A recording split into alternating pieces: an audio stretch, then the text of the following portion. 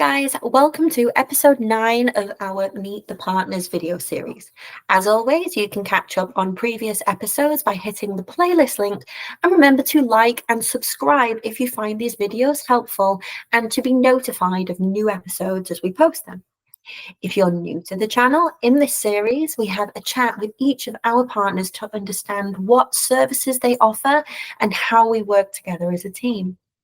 Today, I am joined by Jeff Porter, founder of HandBid, a state-of-the-art fundraising technology platform that our staff is exceptionally trained on and have run, lots of events with so far. Without further ado, Jeff, thanks so much for being with us today. Tell us more about HandBid.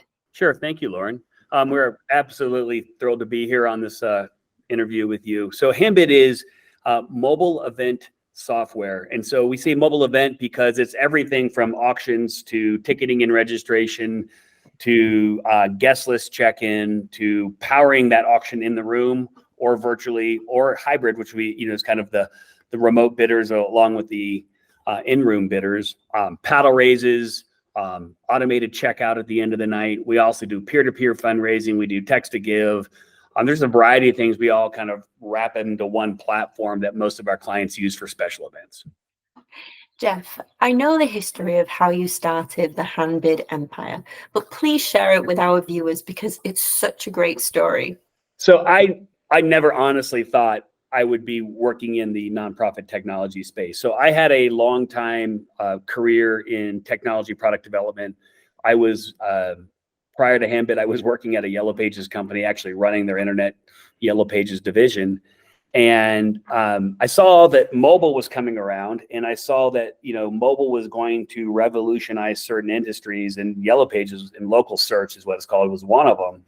And so I never really thought much about the charity space, but we were running charity auctions. So my daughter was born in 2002 with a rare genetic disorder called Prader-Willi syndrome. 2 years later, we started up the Prader-Willi Syndrome Association of Colorado. And I don't know, when you're a new charity and you're trying to go out and do stuff, like, what do? Like, you go out and you raise money. And so we started, I don't know how to raise money, but we had the Kentucky Derby party. And so we said, hey, you know what? Why don't we just turn that into a fundraiser? So 2006, we turned it into a fundraiser. And it was interesting. It's like a whole bunch of people that were there for the fun Derby party and the betting on the horse race, they all left. And then a whole new set of people came in that were interested. They wanted to do the Derby as a great theme, but they were really there to support our organization. So we just started, we did the first one at our house. I think we raised like $7,000. We got the Colorado Rockies to donate a whole bunch of stuff. And this is back in the days when they were actually good. And so from there, when I think we had 2 or 3 years later, we ended up with like 250 or 300 people at our house. We had a tent in our yard. Our neighbors hated our guts.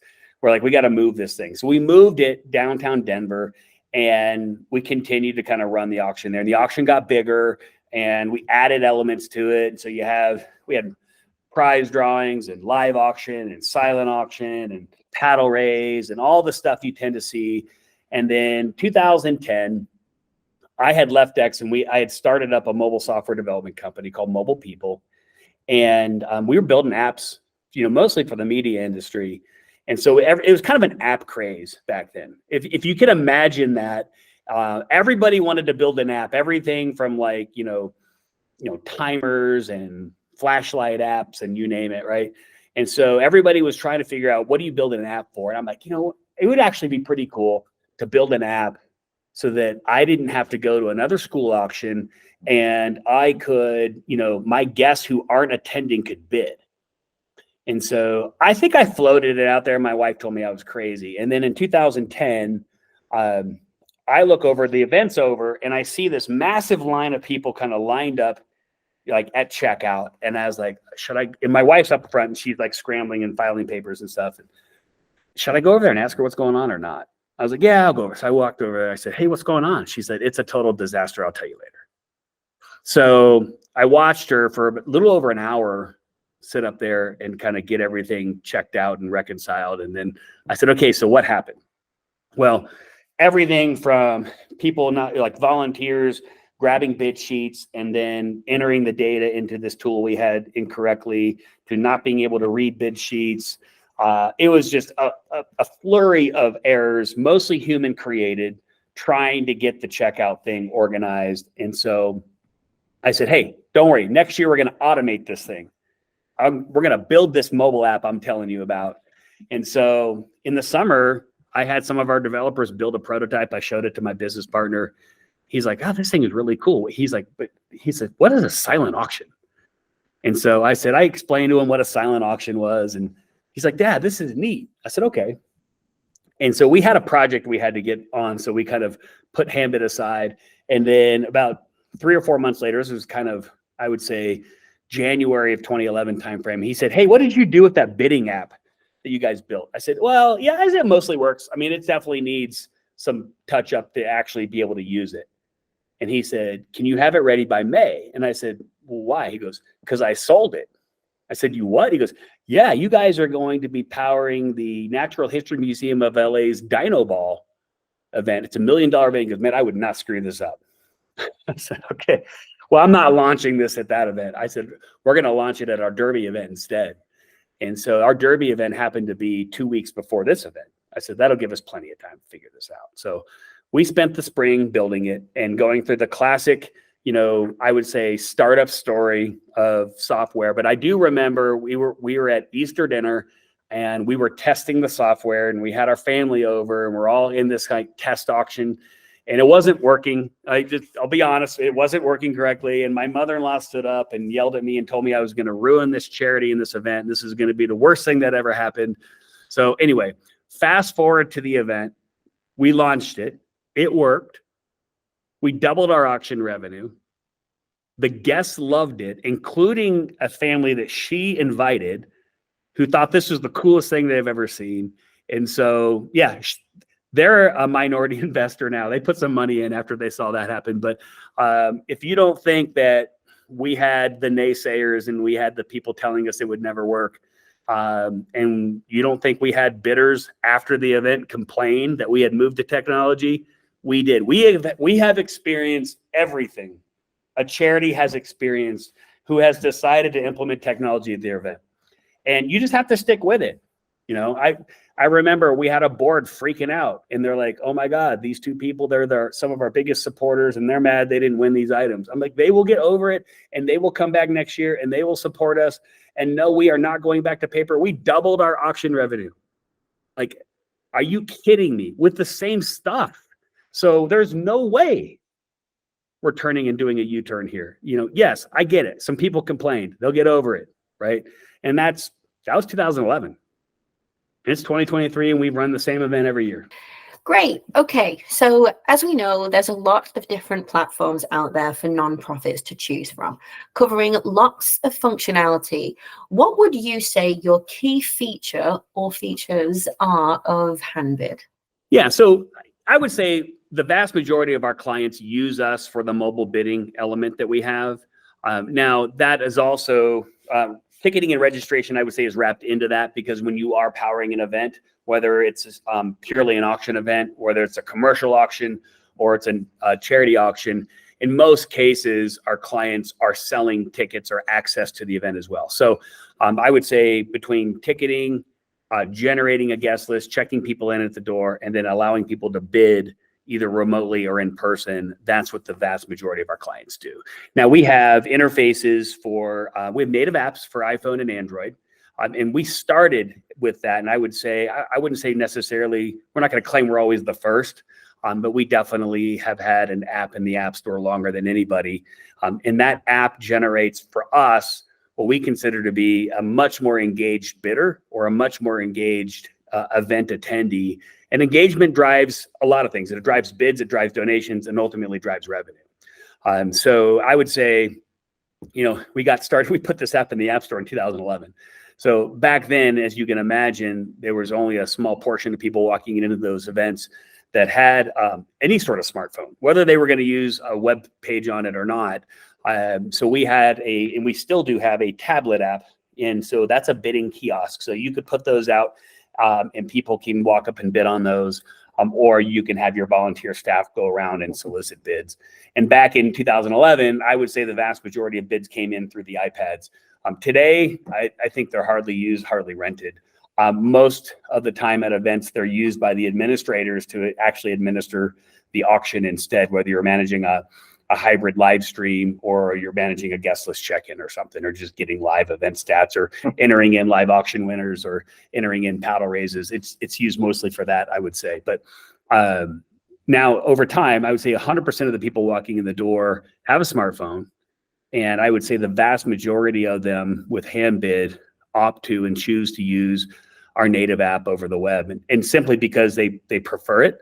We give them the choice, when they get registered and kind of get going at an event. But once people kind of get immersed into that, it's a fun game live experience. We're vibrating the phone, we're playing sounds, we're notifying them instantly when they've been outbid, and trying to really kind of create something that's not just transactional, it's fun.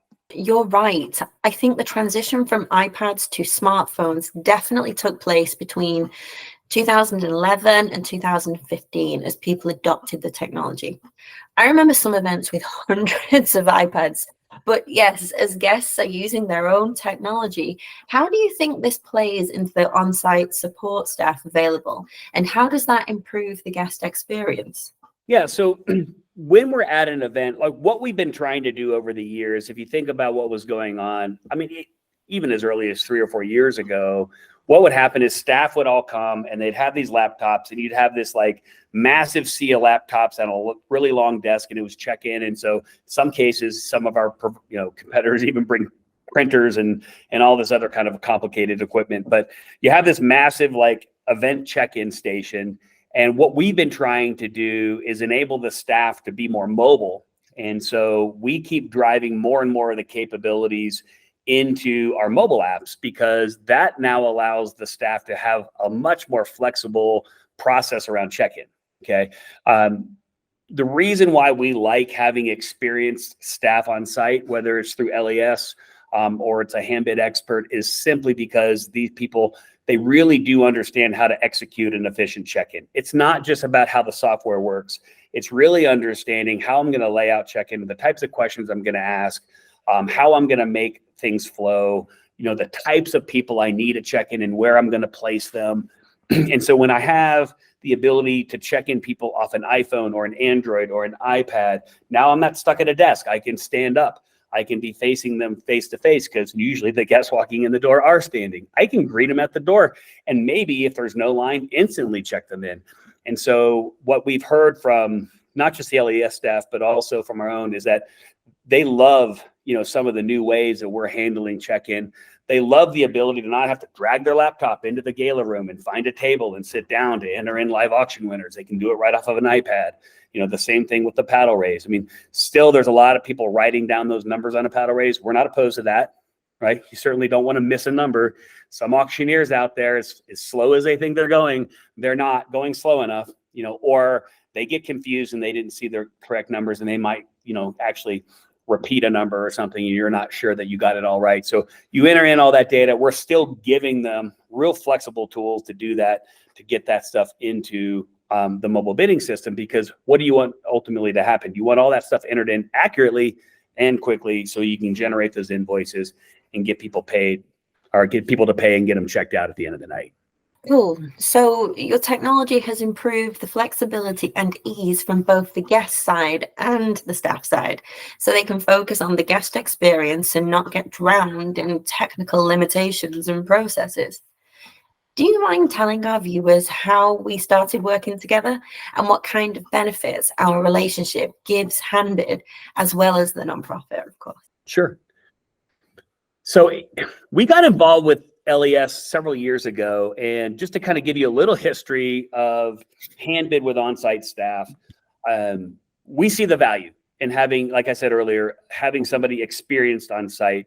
But our problem is we don't scale as a company, right? So we can't be everywhere, and it's certainly not cost effective for HandBid to be flying people into certain cities in order to staff events, but our clients are asking for it.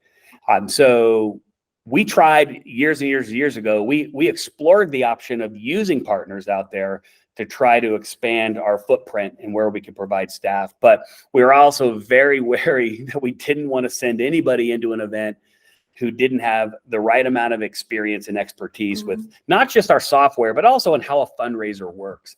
And so I'll just tell you, it just didn't work for us. We never felt comfortable charging a client to put somebody in there that we didn't personally know, that wasn't personally vetted, that we didn't believe had the right amount of experience. So we didn't, and we had a lot of competitors out there, a lot of direct competitors that would partner with staffing agencies. And these are the same people that are probably checking to make sure you're in the right section at the basketball game. And now they're checking in staff. And to be honest with you, they're not experienced enough. And so we would hear horror stories, and I hate to hear horror stories from charities about the types of staff that show up. Okay.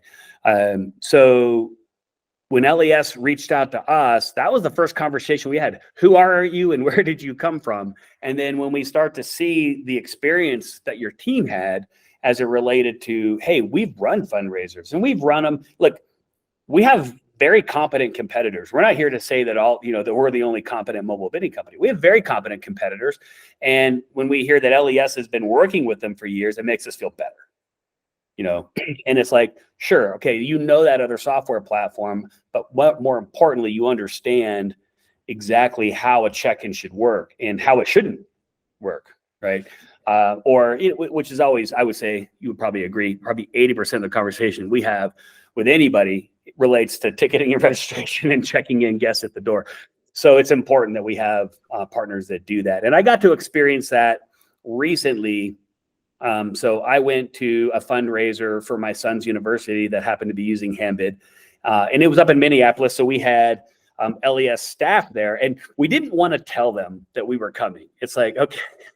So we're sitting there, they're thinking about like, should we tell this individual that the CEO and the COO and the head of client services are actually attending this event?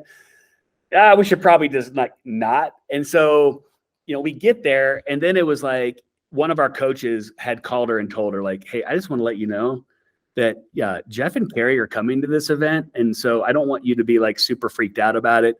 She was cool as a cucumber. And we got there and everything was running smoothly. The client was super happy. They had about 4 or 5 volunteers doing check-in. The LES staff expert was standing behind them, helping them a little bit, but also kind of organizing some of the things. And I went up to her, I said, do you need any help? And she was like, no, we're good. And so we walked around and we're in the auction area and we're bidding. And so I went back over to her and I said, you still good? And she's like, yeah. So then we go into the dinner, we do our dinner. They're doing the live auction. They're doing the paddle raise. She's in the back. She's entering her stuff. And I look over at her and she's totally calm. She's kind of doing her thing. And I said, I'm not going to ask her again if she needs help because she clearly doesn't. And you know how good that feels? You know how many events, Lauren, I've been to where we're just a guest and we get sucked into check-in or we get sucked into check-out and look, hey, if it's something that's really obscure, we don't mind answering the question. But in most cases, you want to see that. So we were pleased. That was actually a great experience. I love hearing stories like that, Jeff. Thank you so much for sharing. It's such a great example of how we can really support each event to a level which the technology provider or even the nonprofit wants to achieve themselves. But they simply don't have to worry about the staff experience and allows them to focus on the client. Or in your case, you just didn't need to be there. Let's talk about how the industry has evolved, where you started and where you think it's going to go. Well, so, prior to HandBid, everything was done on paper. And I remember it's not that a lot of things were different. Some of the terms were even the same. They were just a lot scarier to me personally. And I remember going to one of my kids' PTO, school fundraisers, and not really a thing that I was keen to do because unfortunately they always seemed to be on the night that a major football game or basketball game was happening. So I was dragged to these things. And I remember at one point we walked in the door and she asked me if I wanted my card on file. I'm like, well, that's kind of advanced. That's pretty cool. Well, then then she takes my credit card, she puts that machine down and she puts a little paper in it and she swipes it. And then she takes it and she puts it in a folder. And that was my card on file. And I was really kind of nervous about what the heck are you going to do with that thing at the end. She's like, well, I'm going to put your final bill on here at the end of the night. I'm thinking, okay, that's probably not saving me any time. And now you're scaring the heck out of me, like where that carbon copy of my credit card number is going to go. So that's where we were. Okay. I had to go to the event. I couldn't be at home sitting on my couch, bidding on stuff. And I had to, give up my credit card prior to walking in the door. So, we ended up building HandBid because not just because of that example, but we had our own event and we had just a lot of challenges, mostly with checkout at that event and creating what we consider to be a terrible guest experience. And checkout's not where you want to have a bad guest experience because that's the last thing they remember before they get in their car and go home. So we ended up building it, but then it's like, okay, so what do we actually want to do here? And so this is where we got introduced to an industry that was, I would say, slightly open to using technology, but only wanted to do it in a limited way. Like we would hear people say, I want to use mobile bidding, but I don't want my guests to notice. And we're like, we want your guests to notice. Like, we don't want it to look like the old way. We want them to feel like, hey, wow, this is new and advanced. But, some people like change and some people don't. So we've always had a philosophy here of, we want to predict where the industry and kind of where technology is going and where people are going. And we want to build to that. I don't want to build to the status quo. I don't want to build a solution that meets people where they're at. I need to take it to where people are. It's, the Apple thing. I mean, Apple would build products that people didn't even know they needed, right? And so we're kind of in the same boat. So when we built this, we built two native apps. We built an iPhone app and we built an iPad app. And then soon after, we built a native Android app. And people would be our competitors were all over us. They would tell people like, hey, no one wants to download an app. That's too much work. It's going to fill up their phone. And, it's all they want to do is bid. And they said, people will download an app. Yes, we understand in 2011, right? Most people don't have a smartphone. Actually, about 18% of the mobile subscription population had an iPhone or an Android phone. We know that's going to change. We know that's going to be different. But we have a solution to that. We have an iPad, and people can bid off of that. It's an electronic bid sheet. They're walking over to bid sheets anyway. So now we just automated it. And so that's going to eliminate all the human errors and everything else. But we know in the future, people are going to want to use their phones. We also see over time that this whole app thing is a real thing, right? And so you saw that kind of happen also in other industries. This is right around the time when Facebook and LinkedIn said, we're going mobile web only. Facebook built an entire mobile web framework. Everything was going that direction. And then you know what they realized? They could not create the guest experience they wanted on a mobile device. Their end user experience wasn't working. So what does Facebook have now? Like 6 different apps, right? I mean, they realized that for them to create the experience they wanted, they had to use a native app. We knew that too. I want a guest experience. I want guests immersed. I don't want them jumping between their text messages and a website. And I want them to be able to quickly reopen the HandBid app and go back to exactly where they were versus opening up Safari to 600 tabs that they never close and trying to find the one they were bidding on, right? So that's how we've always seen it. Now, we always try to give people a choice. So people who don't want to use an app on their phone can either use the web on their phone or they can use an iPad. And what we've tended to see is people always kind of gravitate towards that.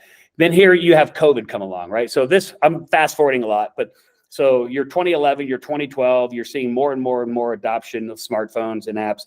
You get to COVID and everybody, this was like the thing that pushed everybody over the edge. All the late adopters, right? All the people who hated technology had to learn how to use it. So now you've got people like my dad, who's in his early 80s, is depositing checks on his phone. He's ordering his coffee on his phone. He's ordering his groceries on his phone. That's how you did it, And it's funny, I went to their apartment the other day and he and his wife are sitting there in the apartment on their mobile phones. They have a desktop computer in the corner. They're not using it. I totally agree.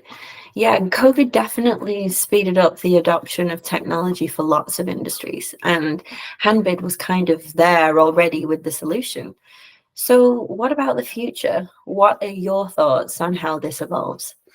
So that's kind of where the world is going. And so we're just, we see that. So where does it go beyond here? Well, I think what you're going to see is you're going to see more and more intelligence and use, not just of mobile devices. I mean, mobile has revolutionized and started to dominate certain industries, and you're going to see that in fundraising continue to happen, right? Through video, through interactions. Why? Because that device stays with people. You have to, as a fundraiser, be able to connect with an end user on a mobile device because they take it everywhere with them. And so you can reach them anytime, anywhere, anyway. If you're thinking direct mail is your, solution of the future, it's not. Okay. Text messaging over emails, all these things people are starting to get more and more comfortable with. And then on the fundraising side, you've got to figure out how to leverage mobile. And the beauty of HandBid is if you use a tool like ours and you embrace the app concept, people walk in that door, they are downloading our app, and now you as a charity have a presence on a device that they take everywhere with them. So that absolutely is not going to change. It's just going to get more and more. Okay. So how do you build on top of that? Artificial intelligence is one way to do that. That's going to give you more and more insights into what your donors are doing. You're going to see from the payment side, the beauty of having a mobile app like ours. You're going to get into like contactless payments. I would say today what you tend to see, especially with a lot of our competitors, you got a laptop, you got a USB credit card swipers plugged in the side, which is just a keyboard. They're scary. To me, they're scary because in a lot of cases, that keyboard, they could be piping those credit card numbers into a text document or whatever. So the more advanced, mobile bidding companies use card swipers that connect to mobile devices or tablets. Those are encrypted. That's better. But you don't need those things anymore. Where things are going and, with some of the new upgrades that we're going to be making here soon, I can either tap your phone or I can tap your card with an iPhone and pull your payment info. So, I think that's something where you're going to see more and more of this stuff, credit cards going away, all that other kind of stuff. That's going to be, I would say, pretty impressive, pretty amazing. And what about the nonprofits? Do you find that they are hard to convince to move from paper silent auction over to technology? Or are they stuck in traditional old times where they are nervous to ask guests for information like payment cards at risk of upsetting them? What charities tend to do is they tend to apply their own beliefs or their own fears, or they try to answer the question on behalf of their guests. And you don't need to do that, right? So they'll say, oh, my guests aren't going to give their credit card information, or I don't feel comfortable asking them for an email address, or I don't feel comfortable asking them to download an app. And in most cases, when the guests walk in the door, as long as things are running smoothly, they'll pretty much do whatever you want. And you might have an outlier or two who will say, I'm not giving you my credit card number. And I would say that is extremely rare these days. And of course, I'm thinking in the back of my head, sir, you're at a fundraiser. So what are you expected to do when you're here? You're expected to spend money. You're expected to donate, right? You're not just expected to enjoy the meal. We want you to do that, but we're also expecting you to engage. That's why you're here. And we always tell our charity partners, look, when you invite your sponsors need to be able to pick the people they're going to invite and communicate that very same message. So when people walk in the door, they're ready to play, right? They're in, right? They're happy, they're engaged, they're ready to dive into it. And so that means also for them that they're going to be willing to use technology to do it. Because to your point, I walk into an event. I don't walk into events typically that aren't using our software, but if I walked into an event and they had paper bid sheets out, I would say this charity this charity is afraid to advance, and they're afraid to maybe listen. Maybe the right way to say this is this charity is listening to the wrong people in their donor base, and that's unfortunate, but it's true. Jeff, thank you so much for joining us today. I've really enjoyed listening to your stories, and I know our team loves working with you and your technology. Lauren, thank you for having us on here. I really do appreciate the opportunity to share our story with you and your listeners. And I will tell you, we absolutely look forward to working with you and your team in the future as well. If you would like to speak with HandBid, you can contact Jeff directly, or we can line up a call with their team to see how you can benefit from adopting their platform. Thanks for watching today, guys, and don't forget to like, subscribe, and watch out for our next episode coming very soon. Thank you. Bye.